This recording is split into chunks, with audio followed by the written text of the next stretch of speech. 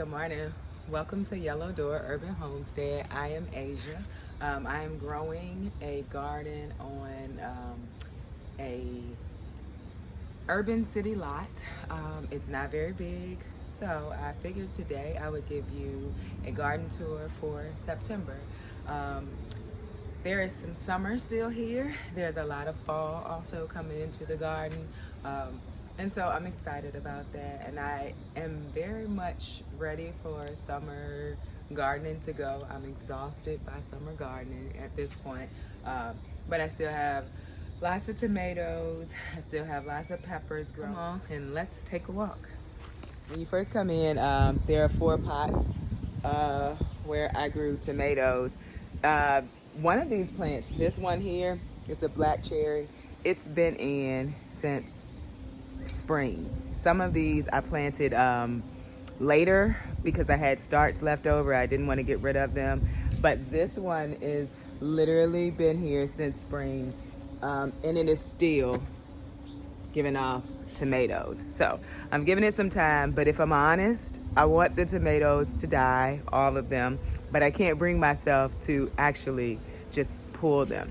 So if you look to the other side, there's more tomatoes in bags. And so the same thing here.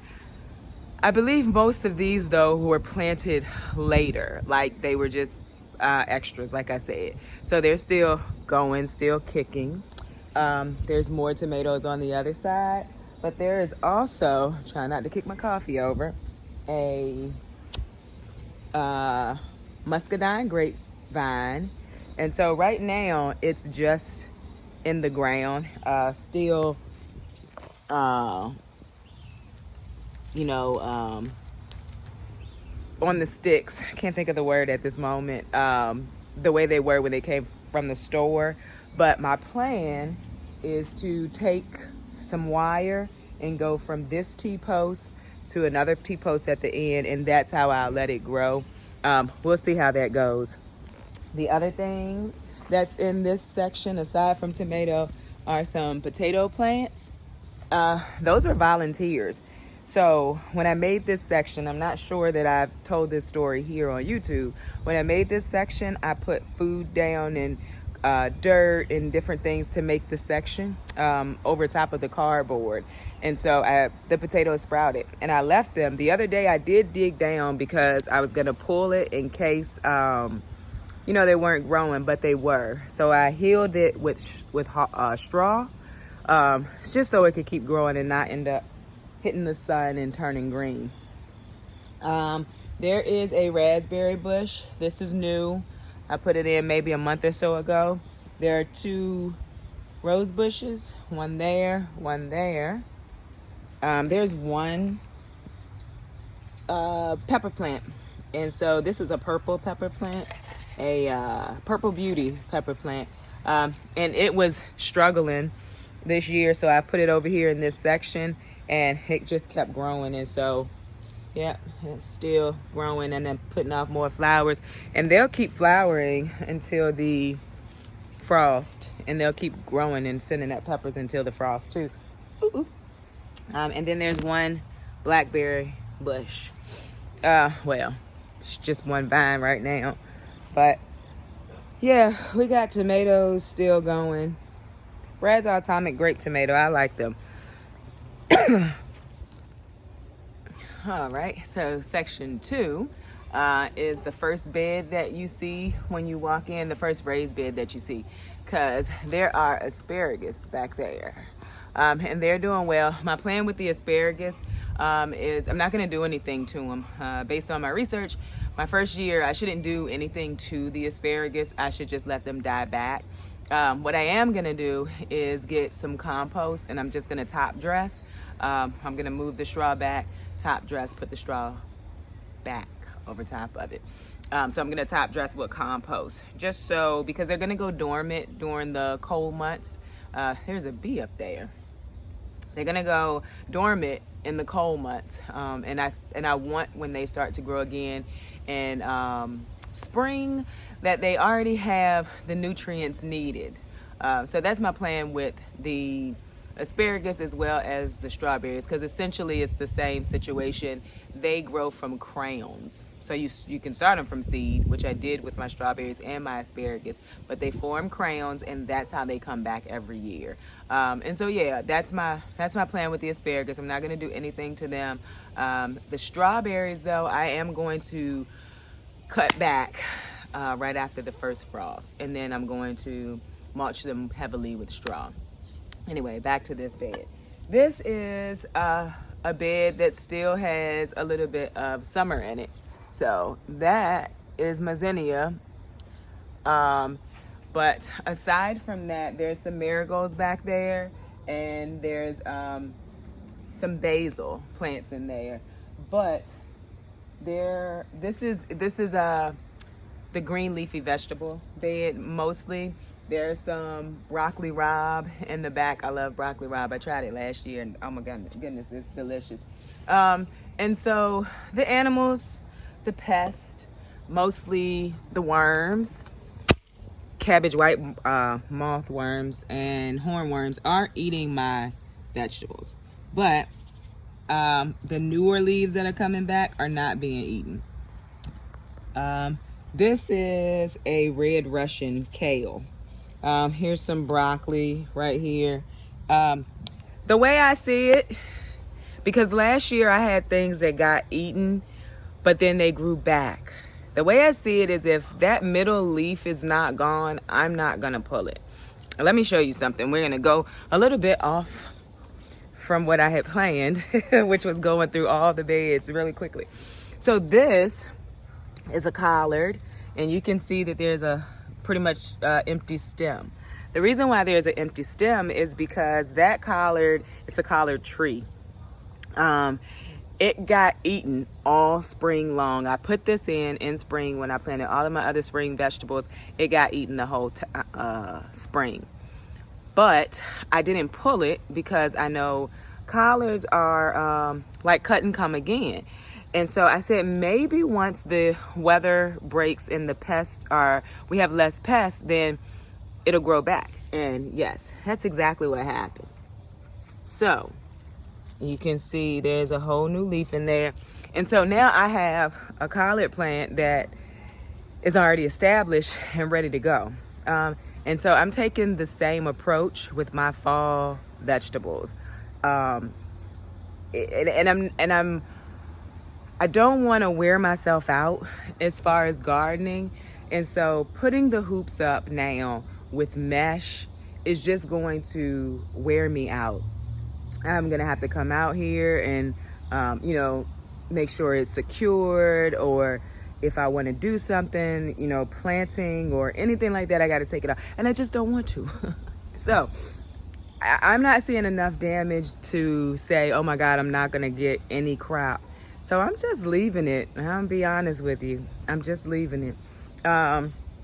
So, all right, let's go on to the next bed where we have turnips. So I love turnip greens, and I also love turnips. So I planted them kind of close. And for early fall or whatever, I'll be kind of eating the greens, and then I'll thin them out and let the turnips start to grow. This bed is cabbage, broccoli, collards, Swiss chard. And there's a little bit of summer left. You got some zinnias, you got okra plants in the back. And so I'm not planting okra next year. I don't plan to plant okra next year is what I'm gonna say. It didn't grow quick enough. Like, you didn't get a lot. I didn't get a lot at one time. And so I wasn't even growing them for me. I don't like okra. I was growing them for my aunt, but I never actually got to give her any because I didn't get enough at one time. Maybe I needed to grow more plants. I'm not sure. Either way, I'm not growing them again next year. And then you got a white eggplant that's still putting off eggplants in this bed. So yeah. Oh, there's rutabaga in this bed too. And then there's a little bit more rutabaga back there. So yeah, that's the bed here.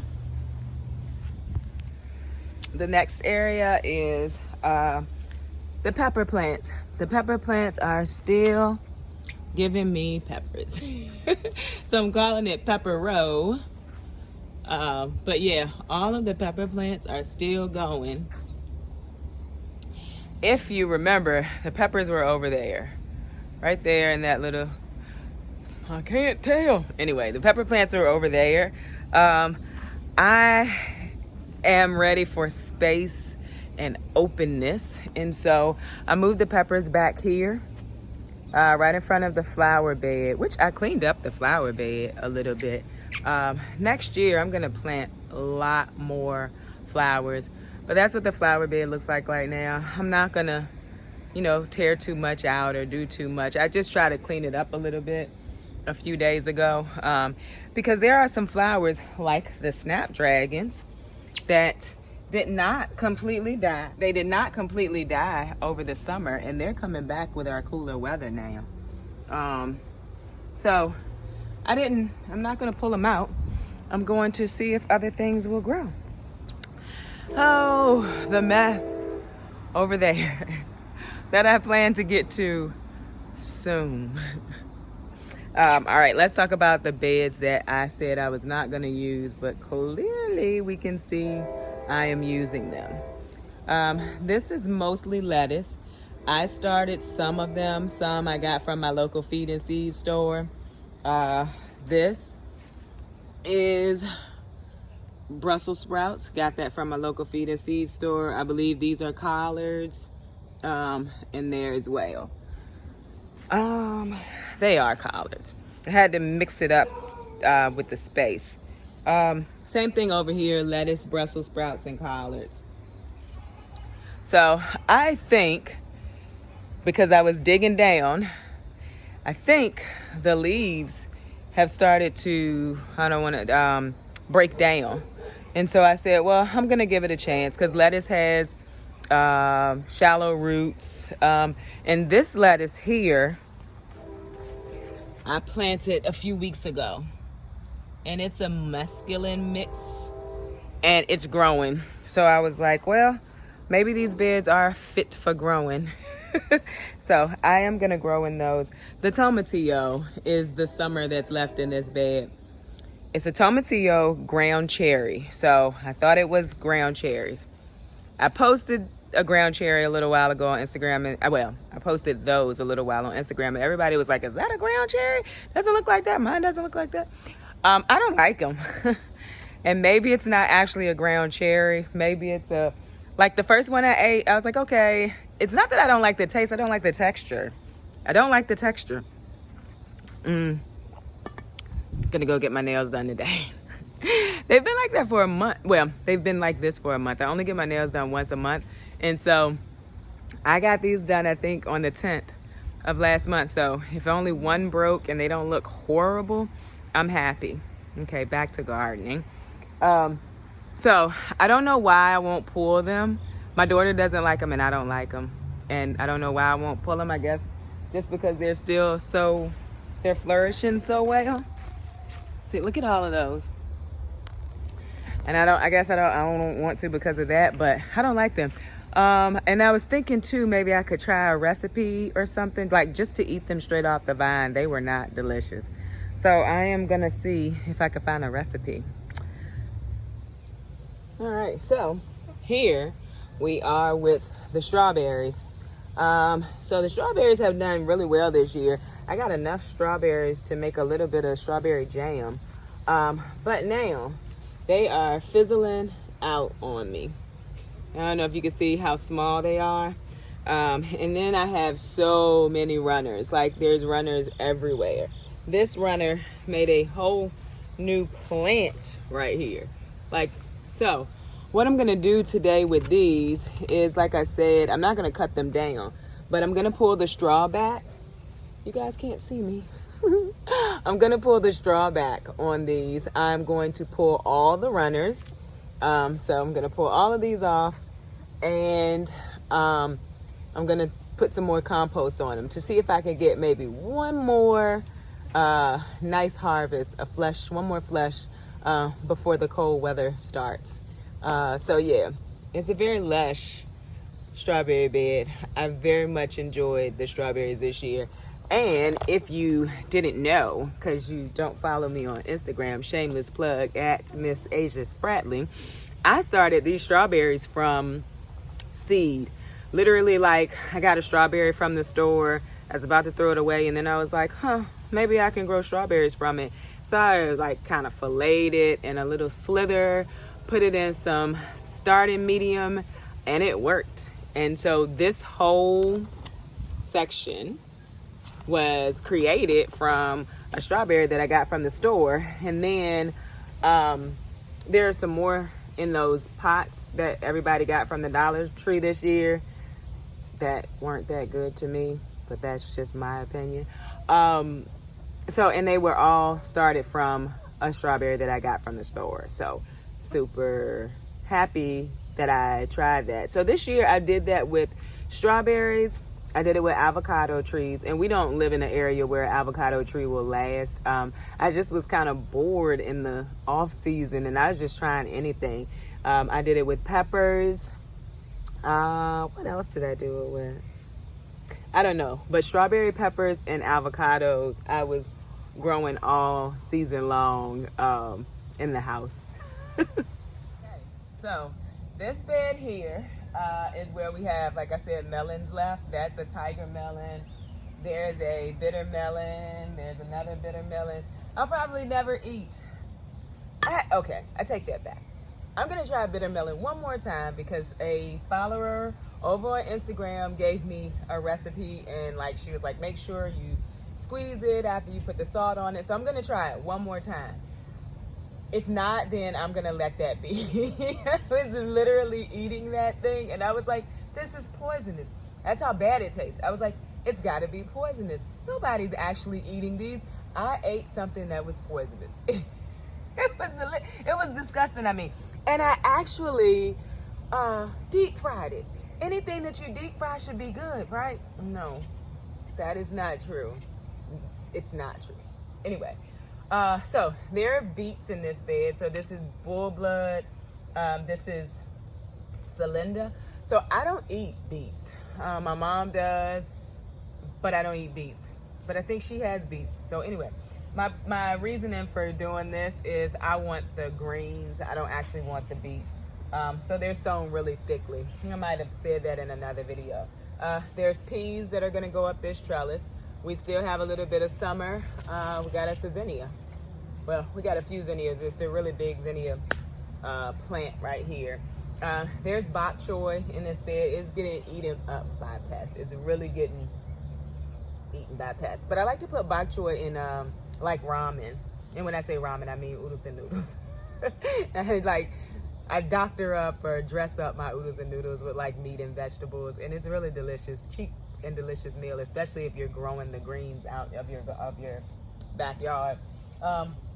There are kohlrabi in this bed as well, also getting eaten up by animals, but I'm just not gonna stress myself out. I do think I will get one or two of the things that's in this bed, probably even more. Like I said, I just think the weather needs to cool, and then the animals, insects will kind of go away. At the end of this bed in bags are eggplant, and the eggplant was all over there too, where I said I needed some space and some air. So I just kind of moved it around.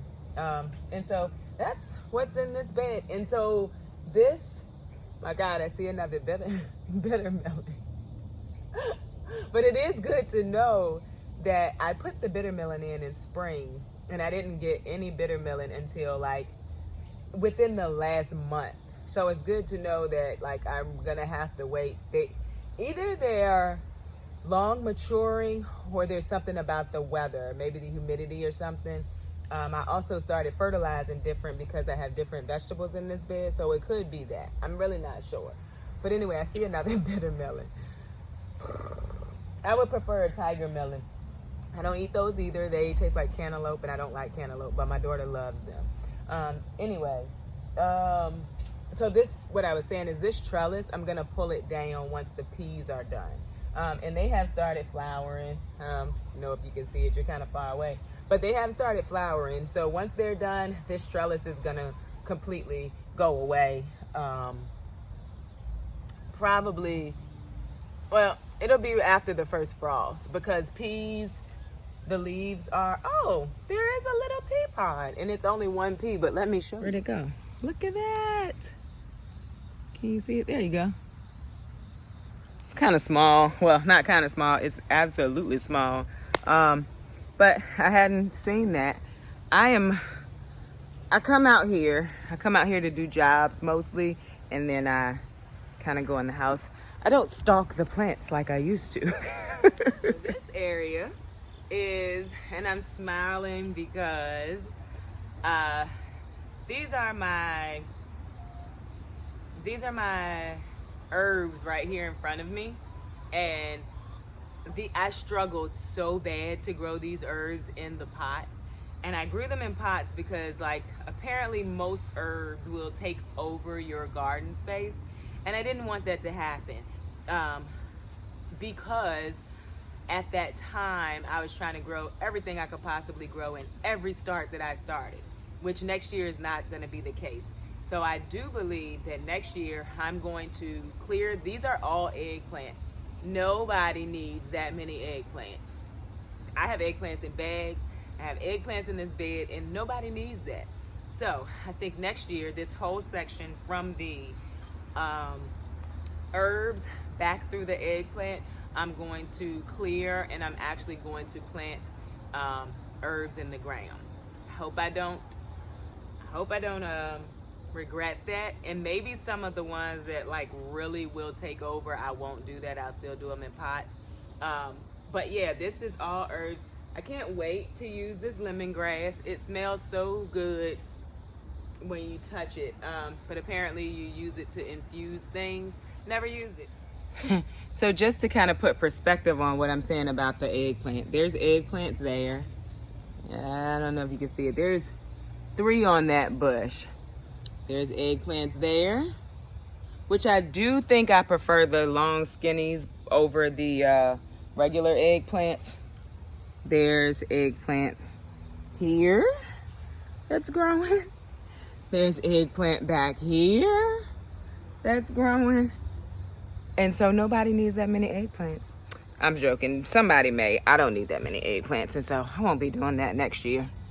But let's move over to right in front of the other bed. This is a blueberry bush. There's strawberries down here, which I'm probably gonna move. I think I'm gonna actually grow another strawberry patch. Just gotta figure out where I'm gonna put it. It's an avocado plant that I grew from seed in the house from an avocado I bought from the store. There's another blueberry bush down there. There's a blueberry bush at the very end, but it has died, I'm sure of that. I'm gonna leave it. This is a stevia plant, not that. This is a stevia plant. Stevia is nasty, whether you grow it straight from the plant or whether you buy it from the store already in its powdered form. It's not delicious. So I'm growing it, but not gonna grow it next year, I don't think. It's not delicious. So this is a perennial section that I grew. I put in it's a hollyhocks. They were beautiful. They are gone. But what I did notice is they are growing more from the stem, so I may get another splash of hollyhocks. They were beautiful. Can't remember the name of these. Celosia? No, celosia is coxcomb, I think. Anyway, that's a perennial that'll come back too. I just can't remember the name. It says echinacea. Can't remember the name of this. I got this from the Wildlife Federation, I think. They sent it to me. I think it's who sent it to me. And it's native to my area, and it'll come back. It's the Shasta daisy back here, milkweed, and another echinacea in the back. This, someone gave me in a swap in my area, so it'll come back as well. So we'll see. The last bed, aside from the asparagus, and there's not really much to talk about over with the asparagus, is this bed that's still full of tomatoes as well. Those tomatoes have been in since the spring too. And they're still giving me tomatoes, and I'm gonna leave them until they die out, which will probably be the first frost. And then I have basil, and I've mixed in, there's mustard greens, there's kale, there's collards, and a little bit of lettuce. But I just want to show you, when I say I am just not giving, I'm not doing it, I'm not. I do come and I'll look for the worms if I see them looking like this, and I kill them. But the middle leaves, where are we? Can you guys see? I hope you can. I don't know. There we go. The middle leaf looks fine. And so that's what I'm doing. I'm just not going to stress myself out this year for my fall garden, because I definitely stressed myself out last year. And I was like, I don't think I'm going to grow a fall garden. But I know it was because I was stressing myself out. And then I think sometimes to myself, my ancestors did not. I know they did not. They didn't go get plastic from the store. They didn't go get, they didn't do that. And I know that's crazy to say because they didn't have the options and they probably lost crops, and I get it. But I'm a single working mother, and I just don't have time to start it this early. When the frost starts coming, yeah, I'll do it. But I just don't have time to start it this early. And I'm not going to. And so I'll keep you all posted on how that worked out for me. If it didn't, darn, maybe I'll have to do it next year. If it does, great. I found out a way not to run myself crazy trying to make sure I garden and grow food for my family. So with that being said, I'm going to pan over to my ladies. And you may be wondering, why are the ladies inside of that tiny prefab coop again? You want to know why? Because I have to find out a way to close the top. Even after cutting the ladies' wings, the other night I came out here because I went out with my girls, and so I didn't have a chance to check before it got dark. And I didn't see them, but I could hear them. And I was like, well, where are they? Me and my daughter were outside, and I was like, where are they? You know where they were? You want to know? They were up there. They were on that pole. Whoa, it was a bee. And they were on the fence. And so we had to get them down. And so the ladies, hey girl. The ladies who are 19 weeks today, so in a week I could be getting eggs, are unfortunately back in the prefab coop. So I hope everyone has a wonderful week. Thank you for coming along on this walk with me. I will see you next week. Bye.